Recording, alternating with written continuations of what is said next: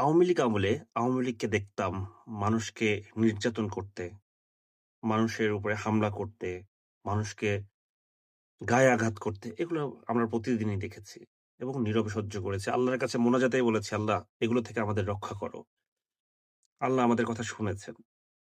তো যেটা নিয়ে আসলে বলতে চাচ্ছি সেটা হলো ১৫ই আগস্ট বঙ্গবন্ধু শেখ মুজিবুর রহমানের বাড়ির সামনে একজন রিকশাওয়ালা গিয়েছেন বঙ্গবন্ধুকে ভালোবেসে। আমি একটা কথা বারবার বলি, সেটা হলো আইডলকে আপনি হত্যা করতে পারবেন, আইডলকে আপনি ধ্বংস করতে পারবেন, আইডিওলজিকে না। তো রিকশাওয়ালা গিয়েছে বঙ্গবন্ধুকে ভালোবেসে। তার নামটা আমি জানি না, অনেকেই তাকে চিনেন। আমি পার্সোনালি এখন নামটা মনেও করতে পারছি না। কিন্তু তার বুকে লেখা 'ইনকিলাব জিন্দাবাদ'। তার মানে বুঝে নিতে হবে যে উনি কালচারাল সেন্টার, ইনকিলাব কালচারাল সেন্টার বা হাদিজেই মতাদর্শে বিশ্বাসী ছিলেন সেখানকার কেউ। তো তাকে আমি দেখলাম এক রিক্শাওয়ালাকে প্রচন্ড রকমের থাপ্পড় দিতে যে কেন তিনি বঙ্গবন্ধুকে ভালোবাসেন। ভাই ভালোবাসা তো আর আপনাকে জিজ্ঞেস করে কেউ বাসবে না। সে বঙ্গবন্ধুকে ভালোবাসে, বঙ্গবন্ধুকে ভালোবাসতে দিন।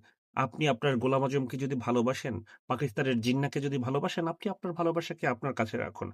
যার ভালোবাসাকে তার মতো করে বাসতে দিন। আপনি তার গায়ে হাত তোলার কে? আওয়ামী লীগ আপনাদের মতো জুলুম করেছিল।